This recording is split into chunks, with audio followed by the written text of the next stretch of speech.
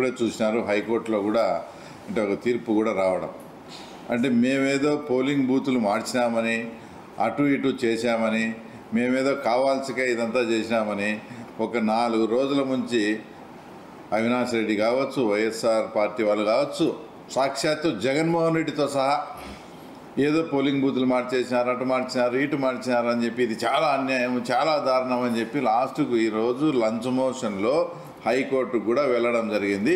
High court క్లియర్గా ఈ స్టేజ్లో మేము జోక్యం చేసుకోవడం కరెక్ట్ కాదని కూడా తీర్పిచ్చింది. అంతకుముందు 3 రోజుల కిందట ఈ విషయం ఏదైతే మా దృష్టికి వచ్చిందో ఇదంతా కూడా ఎలక్షన్ కమిషన్ వాళ్ళు స్లిప్పులు మీ ఓటు పలానా బూత్లో ఉందని స్లిప్పులు అంతా పంచిన తర్వాత ఆ స్లిప్పులు తీసుకున్న ఓటర్స్ మా దృష్టికి తీసుకొని వచ్చారు.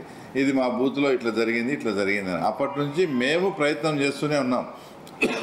ఎందుకంటే ఇది చిన్న పొరపాటు ఎట్లా మిస్ అయింది, దాన్ని సరిదిద్దాలనే ప్రయత్నం మేము కూడా చేసినప్పుడు మాకు కూడా ఎలక్షన్ కమిషన్ కానీ ఆ యంత్రాంగం అంతా ఆల్రెడీ ఎలక్షన్ ప్రాసెస్ స్టార్ట్ అయింది, ఇప్పుడు ఈ విషయంలో మేమేం జోక్యం చేసుకోలేము, అయినా మీ ఓట్లు ఏమి ఎవరి గల్లంతు కాలేదు, ఓట్లు అనేది 1 కిలోమీటరు 1.5 కిలోమీటర్ ద్వారా పక్కకి వెళ్ళి అదే పంచాయతీలో వేరే పంచాయతీలో కాదు ఏదైతే ఎర్రబల్లి పంచాయతీ అంటాం ఆ పంచాయతీలోనే ఒక బూత్ ఒకటి అంతా మ్యాక్సిమం రేడియస్ ఆఫ్ 2 కిలోమీటర్స్. అప్పుడు వాళ్ళు మాకు ఇచ్చిన సలహా ఏంటంటే మేము కావాల్సిన అంటే వాళ్ళ ఆ ఓటర్స్ తరఫున మేము ఎలక్షన్ కమిషన్ అడిగాం, అట్లీస్ట్ మీరు ఆ రోజు ఫ్రీగా ఆర్టీసీ బస్సులన్నా మాకు ఆ ఊర్వాళ్ళకి ప్రొవైడ్ చేయండి అంటే దాన్ని కూడా ఆమోదించి ఆర్టీసీ బస్సులు కూడా ఇప్పుడు ప్రొవైడ్ మా ప్రయత్నం ఈ రకంగా అక్కడ ఓటర్లకు ఇప్పుడు అది వీలు కాని పరిస్థితి, ఆ ఓటర్లకు ఇబ్బంది లేకుండా ఆర్టీసీ బస్సులు ప్రొవైడ్ చేయమని అడిగినాం, దానికి కూడా ఎలక్షన్ కమిషన్ ఒప్పుకుంది. ఇలా మేము ఒక చిన్న తప్పు జరిగిందా అని దాన్ని సిస్టమేటిక్గా క్రమబద్ధీకరణ చేస్తూ ఉంటే మా మీద ఎలక్షన్ కమిషన్ మీద నానా ఆరోపణలు చేసి అన్యాయము ఇది తప్పు అని చెప్పి హైకోర్టుకు పోయి హైకోర్టు క్లియర్గా డైరెక్షన్ ఇచ్చింది.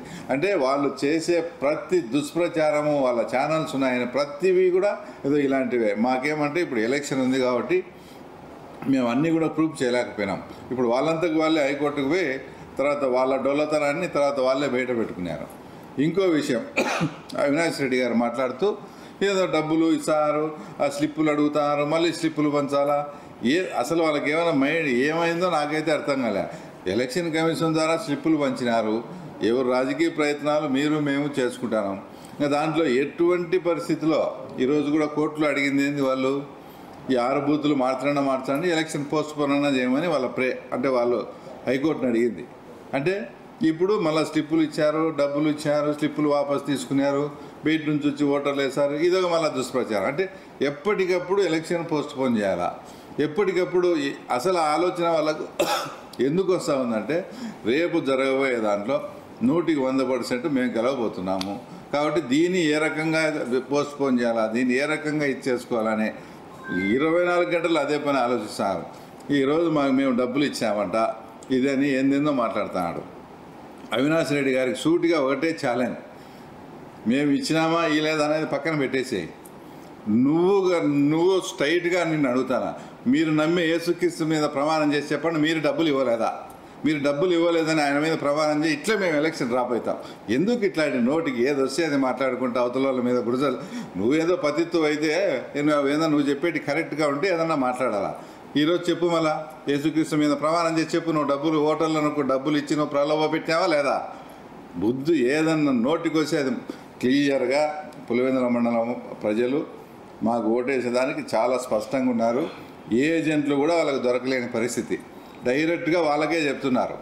మా మండలానికి ఎర్రబల్ల చెరువుకు నీళ్లు తెస్తున్నారు, అనేక సమస్యలు పరిష్కరిస్తామంటారు, ఇంకా 4 సంవత్సరాలు గవర్నమెంట్ ఉంది, మేము వాళ్ళతో పనులు చేయించుకుంటాం, మీరు ఎటు చేయలేకపోయినారు అని ఏజెంట్లను కూడా పెట్టుకోలేని పరిస్థితిలో ఈరోజు ఉన్నారు. కాబట్టి దీన్ని ఎలాగైనా పోస్ట్ పోన్ చేయాలా, దీని మీద ఏదోటి మా గెలుపు మీద కూడా ఏదోటి బురద చల్లాలనే ప్రయత్నంలో హైకోర్టుకు పోయి అక్కడ దెబ్బతిన్నారు, డబ్బులు పంచినామని ఇట్ట దుష్ప్రచారం చేస్తున్నారు.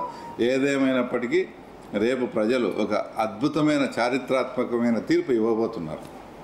తెలుగులో ఫాస్టెస్ట్ న్యూస్ ఇప్పుడు కొత్త అవతారంలో 5 సెకండ్లోనే పూర్తి వార్తా సమాచారం మీ చేతిలో. సోషల్ మీడియా ట్రెండ్స్ మీ కళ్ళ ముందుకే, live TV and voice search options తో ఇప్పుడే డౌన్లోడ్ చేయండి యాప్ లింక్ డిస్క్రిప్షన్లో ఉంది.